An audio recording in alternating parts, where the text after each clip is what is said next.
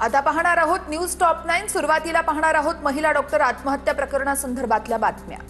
साताऱ्यातल्या फलटणमधील doctor आत्महत्या प्रकरणी मोठी अपडेट। मानसिक छळाचा आरोप असलेल्या प्रशांत बनकरला पोलिसांकडून अटक, तर 24 तास उलटूनही पीएसआय गोपाल बदनेला अटक नाही। फलटणमधील महिला डॉक्टरच्या पार्थिवावरती अंत्यसंस्कार। महिला डॉक्टरच्या पार्थिव बीडमधील गावी अंत्यसंस्कार। फलटणमधल्या महिला डॉक्टर आत्महत्येची मुख्यमंत्र्यांकडून दखल, आदेशानंतर सुसाईड नोटमधील पीएसआयचं तात्काळ निलंबन। अत्यंत असंवेदनशीलपणे गृह खात्याचा कारभार सुरू आहे। पोलिसांना राजकीय पक्षांचे चाकर असल्यासारखं राबवलं जातंय। अशा कारभारामुळे फलटण आणि मुंबईसारख्या घटना घडत राहतील, राऊतांचा सत्ताधाऱ्यांवर निशाणा।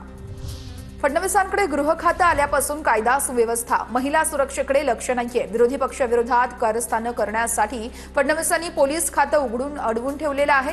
संजय राऊत यांचा हल्लाबोल। फलटणमधील महिला डॉक्टर आत्महत्या प्रकरणामध्ये अंबादास दानवेंचा खळबळजनक आरोप, तर संपूर्ण शासकीय कामात आमदारांचा हस्तक्षेप असल्याचा अंबादास दानवे यांचा आरोप। फलटणमधील महिला डॉक्टर आत्महत्या प्रकरणी कुणीही खासदार असो किंवा त्यांचे पीए असो, आरोपी झाले पाहिजेत। दबाव टाकणारे जे कुणी असतील ते तपासातून समोर येईल, सुरेश धस यांची प्रतिक्रिया।